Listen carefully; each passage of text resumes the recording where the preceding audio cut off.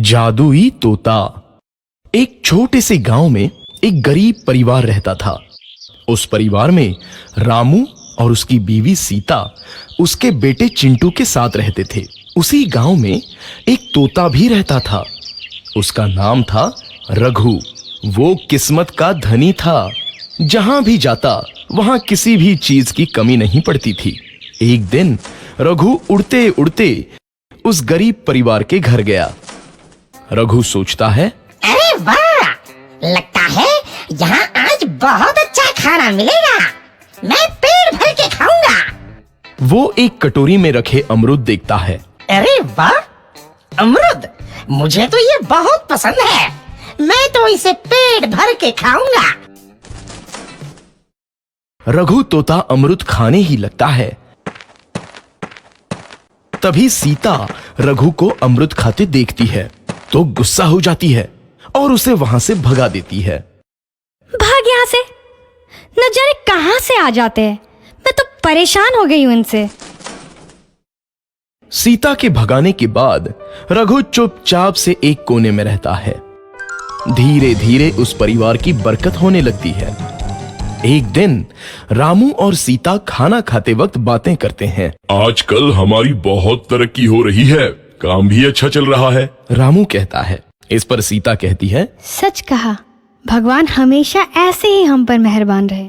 बेटा चिंटू भी कहता है, पिताजी, मुझे खिलौना लेके दो ना, मेरे सभी दोस्तों के पास है।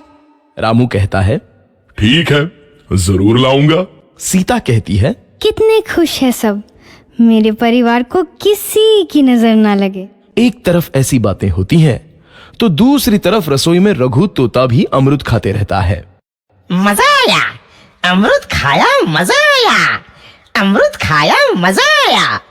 तभी सीता रसोई में आती है और रघु तोते को अमरूद खाते देख बहुत गुस्सा होती है। सीता रघु को बाहर निकालने के लिए पिंजरे में अमरूद रखती है। रघु जब अमरूद खाने लगता है तो पिंजरे का दरवाजा बंद हो जाता है और वो उसमें फंस जाता है। मुझे बाहर निकालो, मैं यहाँ फंस गया हूँ, मुझे बचाओ। अगले दिन सीता पिंजरा उठाकर बाहर दूर उस रघु को छोड़ देती है। रघु के जाते ही उनके घर आई बरकत धीरे धीरे कम हो जाती है। उन्हें बहुत घाटा होता है। सीता कहती है, ये क्या हो रहा है, अचानक इतना कैसे बदल गया? अभी तक तो सब कुछ अच्छा चल रहा था। रामू कहता है, लगता है भगवान हम पर रूठ गए हैं। चिंटू भी कहता है, लगता है अब मुझे खिलौने भी नहीं मिलेंगे। और वो रोने लगता है और बाहर चला जाता है। कुछ दिन बाद रघु तोता फिर से उस घर में आता है।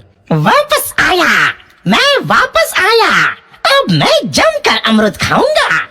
रघु सीधा रसोई घर में चला जाता है और अमरूद खाने लगता है। कुछ देर बाद सीता रसोई में आती है और रघु को देख कहती है, एक तो घर में पहले से इतनी दिक्कत चल रही है और ऊपर से ये तोता मुझे और परेशान कर रहा है।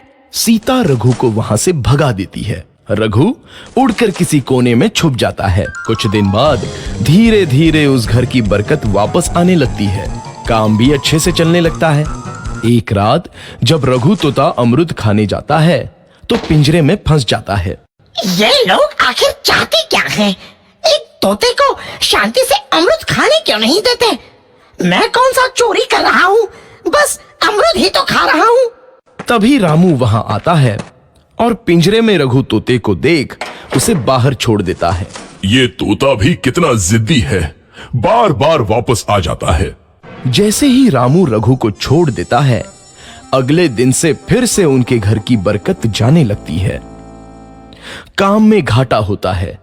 किसी को समझ नहीं आ रहा था कि ऐसा क्यों हो रहा है। रघु तोता घर आता है तो अचानक बरकत आती है और जब रघु तोता को बाहर निकालते हैं तो बरकत चली जाती है। एक दिन सीता रघु तोते के घर आने और बाहर जाने की स्थिति पर नजर रखती है। ये तोता जब भी घर आता है तो घर में बरकत आती है और जैसे ही ये घर से बाहर जाता है तो उसी के साथ बरकत भी चली जाती है। कहीं ये जादुई तोता तो नहीं है? अगली बार जब ये तोता घर आएगा तो मैं इसे कहीं नहीं जाने दूंगी। सीता रघु का बहुत इंतजार करती है, लेकिन रघु तोता दोबारा उस घर में कभी नहीं आता।